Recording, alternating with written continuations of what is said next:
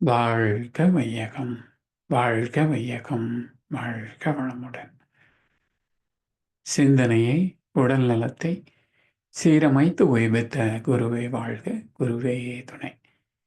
வேதாத்திரியம் வாழ்க வளமுடன். இன்று வரை உலகில் தோன்றிய அனைத்து சித்தர்களும் ஞானிகளும் மகான்களும் மற்றும் வேதாத்திரிய கோட்பாடுகளை அர்ப்பணிப்புணர்வோடு அகிலமெங்கும் உணர்வாக்கிக் கொண்டிருக்கும் ஞான ஆசிரியர்களின் மதிநுட்பமும் குருவர்களோடு சூக்குமமாய் நம்மை சூழ்ந்திருந்து நாம் ஓய்வதற்கு துணை நிற்குமாக என்று சங்கல்பித்துக் கொண்டு இன்றைய தவ நிகழ்வை இறைவணக்கம் குரு வணக்கத்தோடு நாம் இனிதே துவங்குவோம்.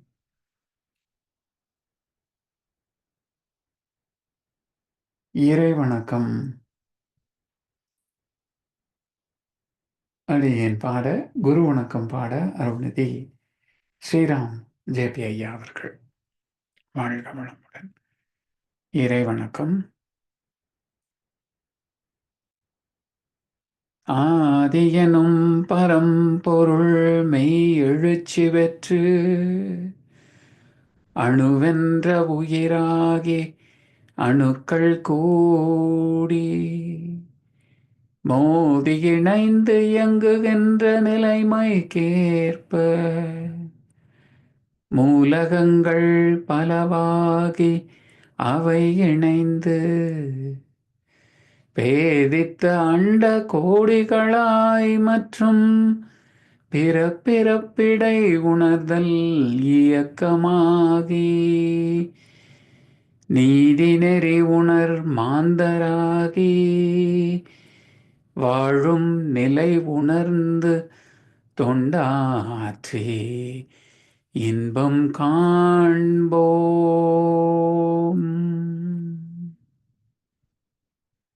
வாழ்க வளமுடன். வாழ்க வளமுடன். குரு வணக்கம். அந்தமடல் உருவெடுத்து அறிவை பெற்று அவ்வறிவு ஒன்று முதல் ஆறதாகி கொண்ட மேலாம் இவ்வுருவில் குறிப்பில்லாமல் கோடான கோடி எண்ணி அனுபவித்து கண்ட பலன் நினையறிய நினைந்தேனப்போ கருத்துணர்த்தி கனல் மூட்டி கருவாம் ஞானம் குண்டலினி எனும் என் உயிரிழப்பி குறித்து என்னை அறிவித்த குருவே அன்பே குருவே அன்பே. வாழ்க வளமுடன்.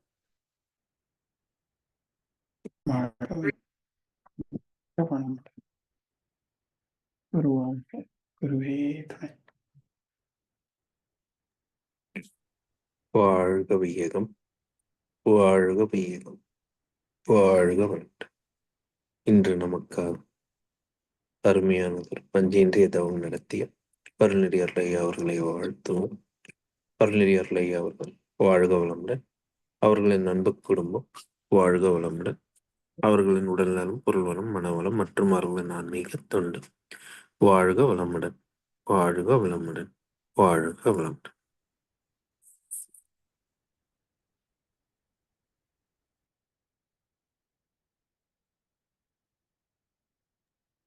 வளமுடன். தொடர் நற்சிந்தனை வழங்கிட ஞான ஆசிரியர், மூத்த பேராசிரியர் அருள்நிதி பழனிசாமி வேலுசாமி ஐயா அவர்களை அன்போடு அழைத்தமைவோம். வாழ்க வளமுடன் ஐயா. வாழ்க வளமுடன் ஐயா. வாழ்க வளமுடன். இன்றைய கவியை போடலையே. போட்டுருங்க ஐயா.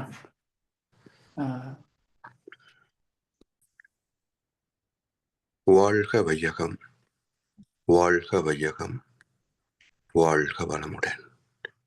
குரு வாழ்க, குருவே துணை. சான்ற பெருமக்களே, அனைத்து இயக்கங்களுக்கும் காந்தாற்றலே என்ற தலைப்பிலே மகர்ஷியின் ஞான களஞ்சிய கவியை பற்றிய சிந்தனை. வான்காந்தம் ஜீவகாந்தம் வளம் ஆற்றல் மறந்திடில் வழி வேறு இல்லை தெய்வம் அறிவு இவை உணர்ந்திட. ஏனென்றால் மெய்ப்பொருளோ எங்கும் நிறை பெருவெளி இதனோடு விண் சுழலின் அலை இணைந்து உறைந்திட. ஆன்மாவாய் ஆளும் ஜீவகாந்தமாகும் உடலினில் ஐயமில்லை விண் உயிராம் இயல்பு சுழல் அலையதாம். மேன்மையோடு உயிர் மையத்து அமைந்த வெளி அறிவு அது மிக வியக்கத்தக்க அதன் பறக்க நிலை மனமதே என்று மிக அற்புதமான ஒரு கவி. காந்த தத்துவத்திலேயே மிக சிறப்பான ஒரு கவி என்றால் இதில் வான்காந்தம் ஜீவகாந்தம் இணைந்தும் இரண்டும் சேர்ந்து இருப்பதுதான். வான்காந்தம் இந்த பிரபஞ்சம் முழுவதும் பஞ்சபூதங்களில் இருந்து வெளிப்படுகின்ற விண் கரைசல் வான்காந்தம். ஜீவகாந்தம் என்பது அந்த விண் அடைந்த மாற்றங்களிலே உயிர் ஜீவகாந்த துகள்கள் தோன்றி அவை இணைந்து உயிராகி உயிர் இயக்கத்திலே ஜீவாந்த துகள்கள் பஞ்ச தன்மாற்றங்களாக உணர்கின்ற ஆற்றலாக வெளிப்படுவதும் அவற்றை கொண்டு சிந்தித்து பார்க்கக்கூடிய மனம் என்ற இயக்கமாக 6 வகைகளிலே காந்த தன்மாற்றத்தை தான் மனித வாழ்க்கையாக நாம் துய்த்துக் கொண்டிருக்கின்றோம்.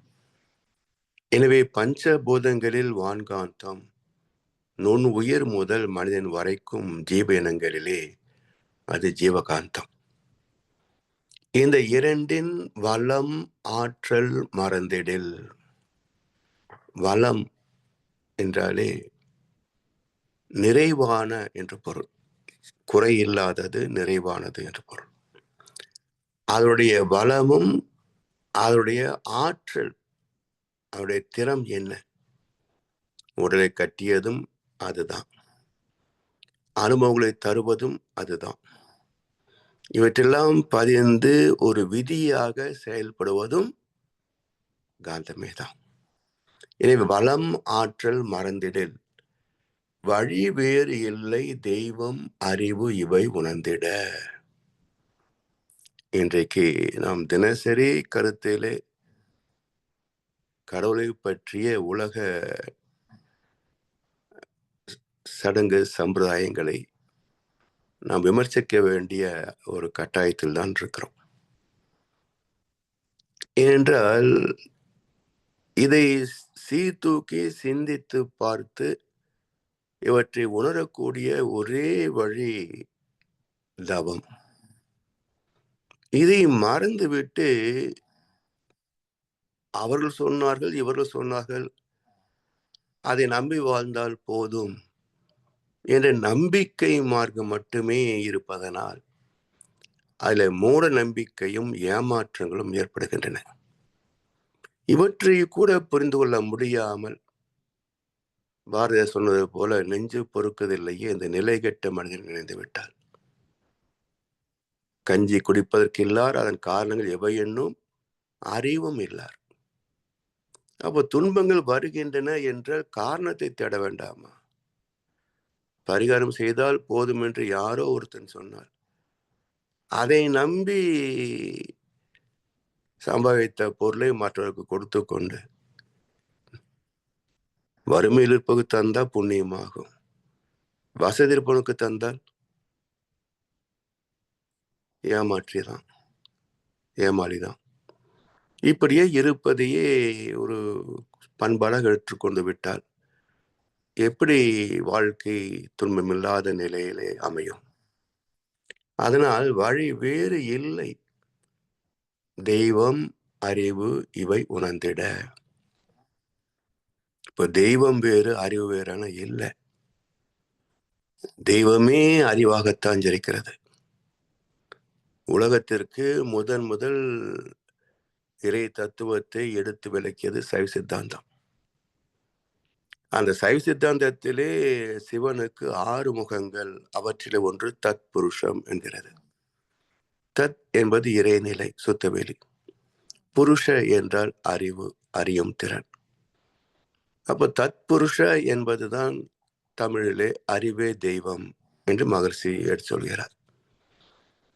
அப்ப அறிவாக இருப்பதனால்தான் மற்ற 5 முகங்களும் அறிவின் எழுச்சியில் பெற்ற பரிணாம வளர்ச்சியும் சிந்தனையும் தான். எனவே அடிப்படையில் 6 பண்புகள் சுத்தவெளிக்கு உண்டு என்றாலும் அறிவுதான் அதனுடைய பெரும் பகுதி, சிறப்பான பகுதி. எனவே தெய்வம், அறிவு இவை உணர்ந்திட. ஏன் என்றால் மெய்ப்பொருளோ எங்கும் நிறை பெறுவழி. அது இல்லாத இடமே கிடையாது. அதே சுத்தவெளி இருப்பாகவும் இருக்கிறது. அதன் ஒரு பகுதி இருப்பு நிலையில் இருந்து இயக்கத்தில் வந்ததால் தோன்றியதுதான் இந்த பிரபஞ்சமும் உயிர்களும் நாமும். எனவே இந்த அடிப்படையை புரிந்து கொள்ளவில்லை என்றால் துன்பத்தை நீக்க முடியாது, வாழ்க்கையும் சிறப்பாக அமைத்துக் கொள்ள முடியாது. இந்த மனதிலே நிறைவாக வாழ்ந்து விட்டோம், இந்த பிறவியின் பயனை அடைந்து விட்டோம் என்ற மன நிறைவும் தோன்றாது. ஏனென்றால் மெய்ப்பொருளோ எங்கும் நிறை பெறுவெளி, இதனோடு விண் சுழலின் அலை இணைந்து உறைந்திட. முதலில் தோன்றியது பரமாணு இறை துகள். அவற்றின் சேர்க்கைதான் விண். எலக்ட்ரான், புரோட்டான், நியூட்ரான் அவை இணைந்த மற்ற 4 பௌதிகங்கள். அப்போ எங்கும் நிறை பெறுவெளி, இதனோடு விண் சுழலின் அலை இணைந்து உறைந்திட. அந்த சுத்த வெளியின் அடிப்படை இயல்பு செல்ஃப் கம்ப்ரசிவ், தன்னைத்தான் சுருக்கிக் கொள்ளக்கூடிய, இறுக்கிக் கொள்ளக்கூடிய ஆற்றல். அந்த இறுக்கத்தில் தோன்றிய ஒரு அதிர்வு. அப்ப இறுக்கமும் அதிர்வும் கலந்த நிலை, அதன் விளைவே இயக்கம், பின்னப்பட்ட இயக்கம். அந்த இயக்கம் தோன்றிய போது இயல்போக்க விதியும் சேர்ந்தே பிறக்கிறது. அந்த விதிக்கு கட்டுப்பட்டு விதியை மதித்து புறப்பட்ட ஆற்றல் நேராக போக முடியாமல் சுழல் அலையாக தன்னை தகவமைத்துக் கொண்டது. அப்ப அந்த சுழற்சி தோன்றுகின்ற போது எதிலே சுழல முடியும்? ஒரு புள்ளியில் ஆற்றல் துண்டுபட்டது, அது வெளிப்பட்டது என்றால் எதிலே போக முடியும்? எதில் பயணிக்க முடியும்? சூழ்ந்திருக்கின்ற அதே சுத்தவெளியில் தான். பின்னப்பட்ட துகளுக்கும் சூழ்ந்திருக்கின்ற சுத்தவெளிக்கும் இடையில் இடைவெளியே கிடையாதுங்க. அதாவது நமக்கும் பக்கத்தில் உள்ளவருக்கும் ஒரு இடைவெளியை சொல்கின்றோம். அந்த வார்த்தையை பாருங்களேன், இடைவெளி. இடையில் இருப்பது வெளி என்று அர்த்தம். காற்று வெளி இடை கண்ணம்மா, இந்த காதலை எண்ணி கழிக்கின்றேன். அப்போ காற்று வெளி இடை கண்ணம்மா, பெண்ணின் இடையை குறிப்பிடல. ஒரு அணுவுக்கும் இன்னொரு அணுவுக்கும் இடையில் இருப்பது வெளி என்றுதான் பாரதியார் சொன்னாரே தவிர ஒரு பெண்ணின் இடுப்பை பற்றி பேசல. எனவே அந்த இடைவெளி, அப்ப வெளி இல்லாத இடமே கிடையாது. அதனால் பின்னப்பட்ட துகளுக்கும் சூழ்ந்திருக்கின்ற சுத்தவெளிக்கும் இடையில நோ கேப். அதனால் அதுக்குள்ளேயே தான் ஊடுருவ முடியும். அப்ப பின்னப்பட்ட துகள் தன்னோடு இடைவெளியின்றி சூழ்ந்திருக்கின்ற அந்த சுத்தவெளியிலேயே ஊடுருவுகின்றது. ஏனென்றால் மெய்ப்பொருளோ எங்கும் நிறை பெறுவெளி, இதனோடு விண் சுழலின் அலை, அதாவது விரிவலை, சுழல் அலை, அதனோடு இணைந்து உறைந்திட. அப்ப உறைதல் என்றால் அனைத்திலும் ஊடுருவதுன்னு அர்த்தம். அப்ப எப்படி முடியும் என்றால் ஒரு சுழலுக்கும் அடுத்த சுழலுக்கும் இடையிலேயும் வெளி கிடையாது. அவ்வளவு நெருக்கமாக உள்ளது என்று பொருள். இதனோடு விண் சுழலின் அலை இணைந்து உறைந்திட ஆன்மாவாய் ஜீவன்களிலே ஜீவந்த கருமைய அமைந்திட, அந்த கருமையத்திலே அந்தந்த ஜீவனின் இயக்க அனுபவங்கள் எல்லாம், வாழ்க்கை அனுபவங்கள் எல்லாம் பதிந்திட, ஜீவந்த கருமையத்தோடு அனுபவங்கள் பதிந்த நிலை biomagnetic centre plus experiences equal to soul, ஆன்மா. அப்ப கருமையம் கூட்டல் அனுபவங்கள், அதுவே ஆன்மா. ஆன்மாவாய் ஆளும் ஜீவகாந்தமாகும் உடலினில் ஆட்சி செய்கின்ற ஆற்றலே ஜீவகாந்தம் தான். எது இயக்குகிறதோ அதுதானே உயர்ந்தது, அதுதானே தலைமை பண்பு. அதற்கு ஏற்ப அடிபணிந்து நடப்பது அடுத்த நிலை, எவல் நிலை. அதனால் ஆன்மாவாய் ஆளும் ஜீவகாந்தமாகும் உடலினில் நம்ம இயக்கிக் கொண்டிருப்பதும் எண்ணம் சொல் செயலாக நம்மை இயங்க வைத்துக் கொண்டிருப்பதும் காந்தத்தின் தன்மையே, காந்தத்தின் தலைமையே. அதனால் ஆன்மாவாய் ஆட்சி செய்கின்ற ஜீவகாந்தமாகும் உடலினில் ஐயமில்லை விண் உயிராம் இயல்பு சுழல் அலையதாம். விண்ணேதான் இங்க உயிராக வந்திருக்கிறது, அதுல ஐயம் கிடையாது. இயல்பு சுழல் அலையதாம். விண் எப்படி சுழல்கிறதோ அதே போல் உயிரும் சுழலும். சரி, இந்த இடத்துல ஒரு நுட்பமான கருத்து இருக்கிறது. விண்ணேதான் உயிராக மாற்றம் பெற்றது என்றாலும் விண்ணுக்கும் உயிருக்கும் பேதம் உண்டா இல்லையா? இப்போ எலக்ட்ரானிக் கேஜெட்ஸ், பல மின் சாதனைகள் பயன்படுத்துகின்றோம். அதில் இப்போ ஒரு செல்ஃபோன் எடுத்துக்கிட்டிங்கன்னா, பயன்படுத்துகின்ற போது மின் சக்தி குறைந்து கொண்டே வந்து சார்ஜ் போயிடும். என்ன செய்கிறோம்? மின்சாரத்தோடு இணைக்கின்றோம், சார்ஜ் ஆகுது. இப்போ நாம் நாள் முழுவதும் பல காரியங்களை செய்கின்றோம், சோர்வாகிறது. என்ன செய்யலாம்? மின்சாரத்தில் கை வைக்க முடியுமா? என்ன விண்தன உயிர் அங்கிருந்து எலக்ட்ரான் உடம்புல பாய்ஞ்சதுன்னா நாம் மீண்டும் சார்ஜ் ஆயிடலாமா? இல்லை. அப்போ விண்தான் உயிராக மாறியது என்றாலும் விண் உயிர் அல்ல, விண்ணே உயிர் அல்ல, விண்ணும் உயிரும் ஒன்று அல்ல. என்ன மாற்றம் நிகழ்ந்தது என்பதை நமது உடலை கொண்டே ஆய்ந்து பார்க்கணும். நம்ம உடலிலே பஞ்சபூதம் இருக்கு, திசுக்கள், ரத்தம், வெப்பம், சுவாசம், உயிர் என்ற பௌதிகங்கள் இருக்கு. 7 தாதுக்கள் எப்படி வந்தது? சூரியனின் ஆற்றல் எலும்பு, புதனின் ஆற்றல் பிளாஸ்மா தோல், சுக்கிரின் ஆற்றல் வித்து சந்ததி, சந்திரனின் ஆற்றல் இரத்த ஓட்டம், செவ்வாயின் ஆற்றல் இரத்தத்திலே RH ஃபேக்டர் மற்றும் மஜ்ஜை, குருவின் ஆற்றல் மூளை சிந்தனை திறம், சனியின் ஆற்றல் டிரான்ஸ்போர்டேஷன் கம்யூனிகேஷன் நரம்பு மண்டலம், ராகுக்கு இது சிந்திக்கின்ற திறம் ஓஜசத்து. பங்கு இல்லாத இங்கே இல்லையே.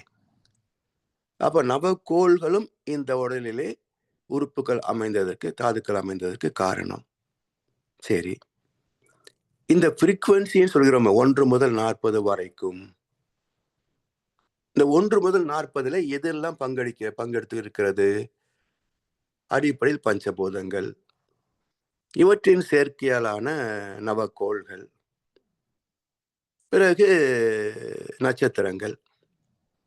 இப்போ பஞ்சபூதங்கள் 5, நவக்கோள் 9, 9 5 14. இதுல 2லேயும் விண் அடிப்படை ஒரு பூதம், அதை எடுத்துருங்க, 13. 27 நட்சத்திரங்கள், 40. இதுதான் நம்முடைய உடல் அமைப்பிலே 1 முதல் 40 beta, alpha, theta, delta frequencies. இதுக்கு கீழேயும் இல்லை மேலேயும் இல்லை. என்றால் இந்த 3ம் இணைந்ததனால் விண்ணோடு நட்சத்திரங்களின் ஆற்றல், நவக்கோள்களின் ஆற்றல், பூமியில் உள்ள பஞ்சபூதத்தின் ஆற்றல் எல்லாம் கலந்த கலவையே விண்ணே உயிராக மாறியது. அப்போ விண் கூட்டல் 3 அம்சங்கள் ஈக்குவல் டு உயிர். எனவே விண்தான் உயிர். ஆனால் விண்ணை அப்படியே பயன்கொள்ள முடியாது. எனவே ஐயமில்லை விண் உயிராம், இயல்பு சுழல் அலையதாம், மேன்மையோடு உயிர் மையத்து அமைந்த வெளி அறிவது. மேன்மையோடு, மேதகு மாண்புமிகுன்னு சொல்கிறோம் இல்லையா, உயர்ந்த நிலை, மேன்மையோடு உயிர் மையத்து அமைந்த வெளி அறிவது. இத்தனை இயக்கங்களுக்கும் சீர்மைக்கும் விளைவு விதி மதி என்ற தன்மைகளுக்கும் எது மூலம், எது அடிப்படை, எது ஆள்கின்றது என்றால் மேன்மையோடு உயிர் மையத்து அமைந்த வெளி அறிவு, அதுவே. அப்ப அந்த உயிருக்கு மட்டுமல்ல, சுழற்சி என்றால், இயக்கம் என்றால் அதுக்கு மையத்தில் ஆக்சில் இருக்கணும், அச்சு இருக்கணும், சுழலாத பகுதி இருக்கணும். அப்ப சுழலாத பகுதி இருந்தால்தான் சுழற்சியை தோன்ற முடியும். எல்லாம் இருப்பாக இருந்தாலும் முடியாது, எல்லாம் சுழலவும் முடியாது. இப்போ நம்ம எத்தனை வாகனங்களை பயன்படுத்துகின்றோம், சக்கரங்களை பயன்படுத்துகின்றோம். எந்த சக்கரத்திலாவது ஆக்சில் இல்லாமல் இருக்கிறதா சொல்லுங்க? ஹப்பு சுத்தும், ஃபோக் சுத்தும், ரிம் சுத்தும், டயரும் சுத்தும். ஆனா சுழலாத பகுதி ஆக்சில், அச்சாணி, அது சுத்தாது. அது போல சுழல்கின்ற அனைத்திற்கும் சுழலாத வெளியே அடிப்படை. அந்த வெளிதான் நம்மிடத்திலே அறிவு. மேன்மையோடு உயிர் மையத்து அமைந்த சுத்த வெளி, அதுதான் நம்மிடத்திலே அறிவாகவும் இருக்கிறது. மிக வியக்கத்தக்க அதன் படற்கை நிலை மனமதே. எப்படி? நமக்குள் பின்னப்பட்டு ஒவ்வொரு உயிர்த்துகளுக்கும் மையமாக அமைந்திருப்பது பகுத்தறிவு. அந்த அறிவு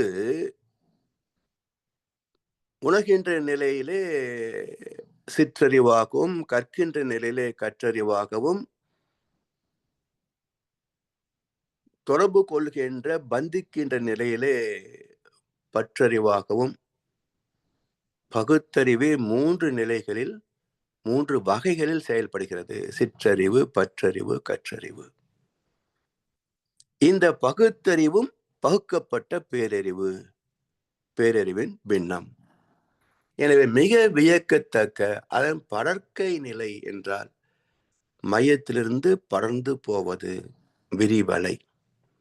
அப்போ ஒரு புள்ளியில் தொடங்கி அதே புள்ளி முடிந்து விட்டால் சுழல், சுழல் அலை, வட்டம்.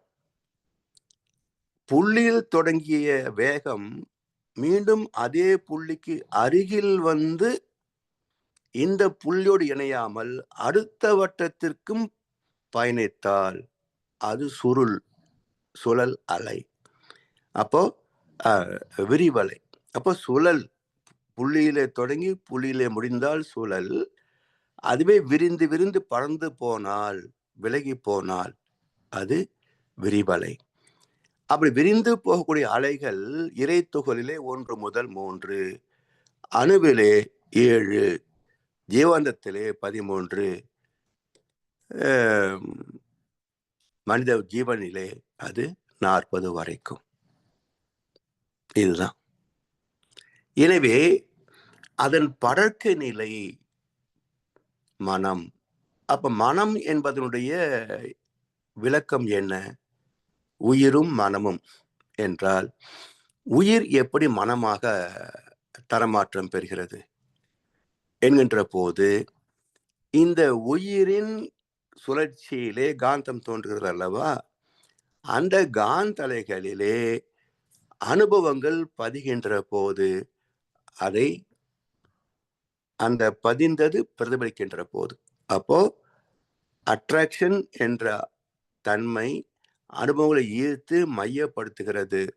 ரிப்பல்சிவ் என்ற தன்மை பதிந்த அனுபவங்களை பிரதிபலித்து எண்ணங்களாக காட்டுகிறது. அதனால் இந்த பதிதலும் பிரதிபலித்தலும் என்ற இயக்கத்தை மனம் என்று குறிப்பிடுகின்றோம். இப்ப மனம் எங்கேயாவது உள்ள நிற்கதா பாருங்களேன். உடலுக்குள்ளாக திருப்புவதற்கு ஒரு பயிற்சி வேண்டும். இல்லை என்றால் மனதின் இயல்பே இந்த ஒட்டுமொத்த உடலை மையமாக கொண்டு வெளியே பயணிப்பதுதான். புற பொருட்களோடு புற மக்களோடு தொடர்பு கொண்டிருப்பதுதான் மனமே. அப்ப நம்மை விட்டு வெளியே போய் கொண்டிருப்பது, பறந்து செல்வது மனம். இந்த மனதை உள்நோக்கி திருப்புகின்ற போது உடல் உயிர், உயிருக்குள் காந்தம், காந்தத்துக்கு மூலமாகிய இருப்பு, பகுத்தறிவு.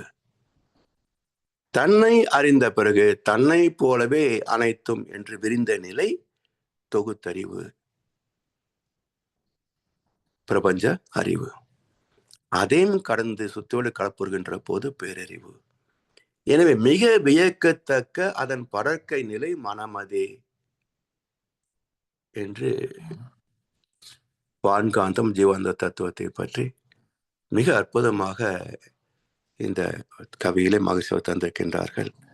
பயன்கொள்ளும் என்று சொல்லி வாய்ப்பளித்த அனைவருக்கும் நன்றி பாராட்டி இந்த உரையை நேசிக்கின்றோம். வாழ்கமுடன், வாழ்க வையகம்.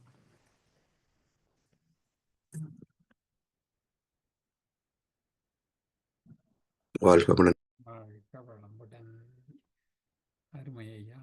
அனைத்து இயக்கங்களுக்கும் காந்த ஆற்றலே மூலம் என்று மகானின் கவிக்கு சிறப்பாக விளக்கம் வழங்கிய ஞானாசிரியர், மூத்த பேராசிரியர் அருள்நிதி பழனிசாமி வேலுசாமி ஐயா அவர்களும் அவரது அன்பு குடும்பத்தினரும் அருட்பேராற்றல் கருணையினால் உடல் நலம், நீளாயுள், நிறை செல்வம், உயர் புகழ், மெய்ஞானம் ஓங்கி வாழ்க வளமுடன், வாழ்க வளமுடன், வாழ்க வளமுடன். பாடல்கள் பாடி நிறைவு செய்யும் தருணம். வேதாந்திரிய பாடல்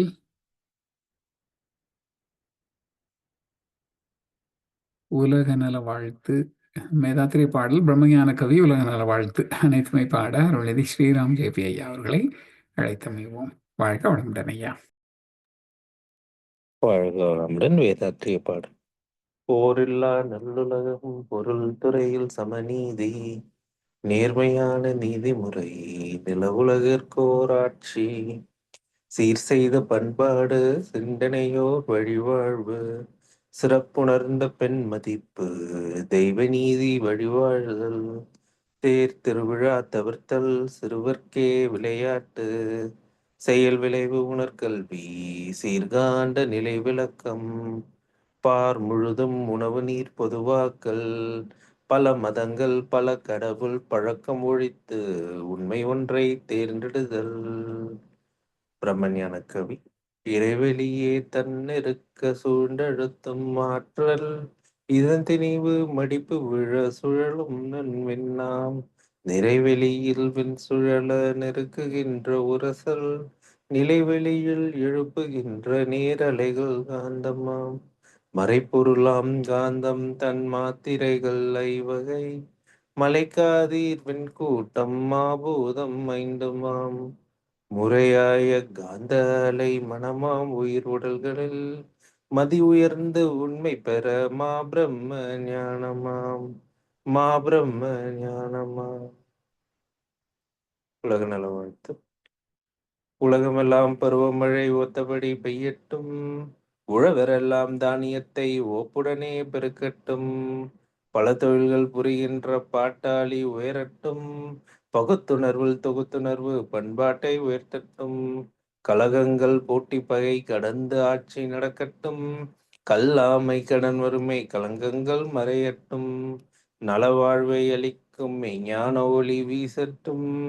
நம் கடமை அறவாழ்வின் நாட்டத்தே சிறக்கட்டும். நம் கடமை அறவாழ்வின் நாட்டத்தே சிறக்கட்டும். வாழ்க வையகம், வாழ்க வையகம், வாழ்க வளமுடன்.